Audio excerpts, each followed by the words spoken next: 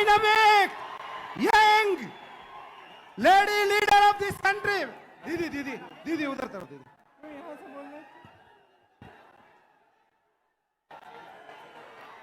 जय बोलो तेलंगाना, कौन कोरता ఉన్నాం. जय बोलो तेलंगाना. बहनों और भाइयों, आप इतनी बड़ी तादाद में आज यहाँ आए हैं. गर्मी में मेरा इंतजार किया है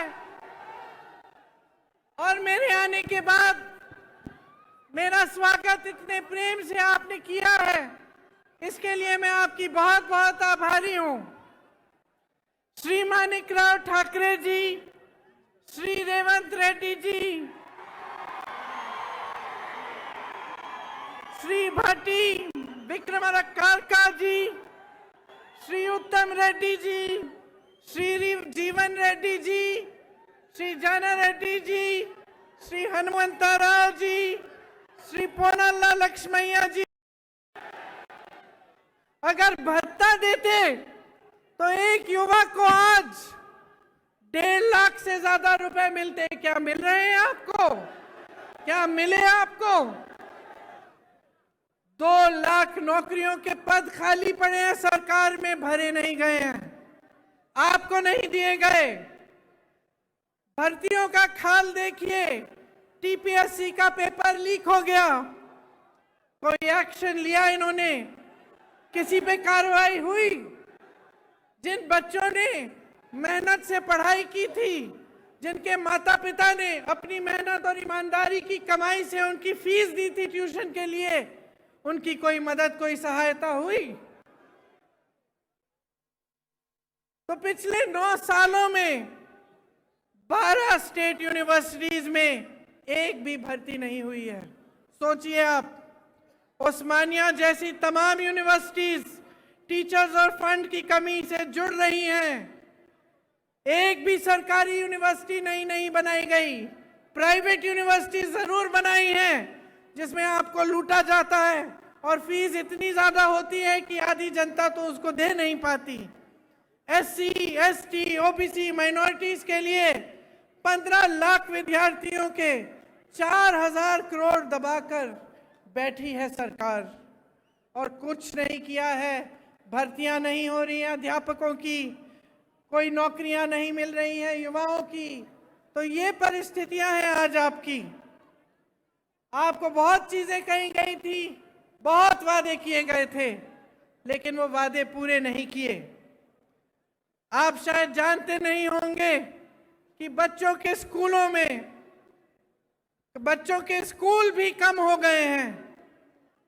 कम बच्चे एनरोल हो रहे हैं पाठशालाओं में और शिक्षा का ही बजट कम कर दिया है. हाँ,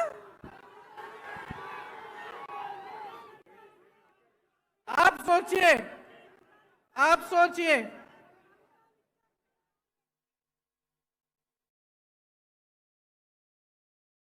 कहीं ना कहीं से कर्ज है.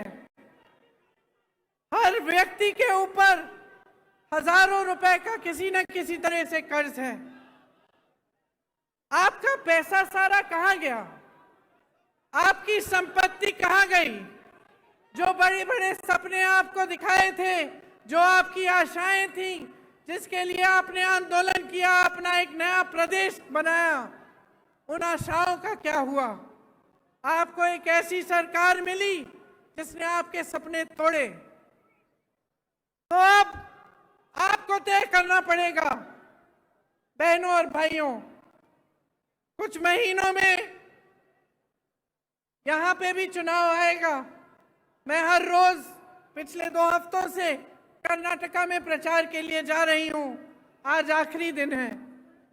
वहां खूब भाषण देके आई हूं और क्या कहती हूं मैं वहां, आप भी सुन लीजिए कि देखिए, ये प्रदेश, ये देश आपका है और खास तौर से तेलंगाना, जहां पे आपने, युवाओं ने बलिदान दिया इस प्रदेश को बनाने के लिए.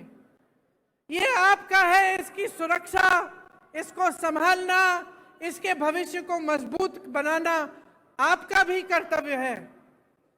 सबसे बड़ी जिम्मेदारी आपकी है।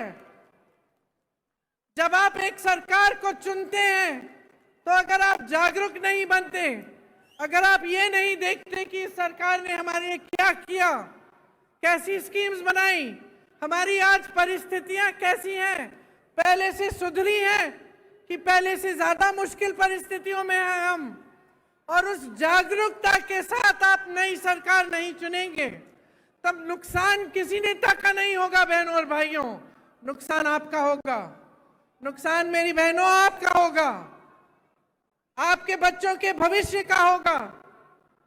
तो ये चीजें बहुत गहराई से आपको समझनी चाहिए। आपने अपना पूरा आंदोलन देखा। आज आप यहाँ पे जब मुझे कहते हैं कि मैं इंदिरा अम्मा जैसी एक नई इंदिरा अम्मा हूं, ये हल्की बात नहीं है बहनों और भाइयों, ये हल्की बात नहीं है। जब आप ऐसे कहते हैं तो मुझे अपनी जिम्मेदारी का एहसास होता है, क्योंकि आप उस महिला को याद कर रहे हैं जो 40 साल से पहले ही गुजर चुकी है।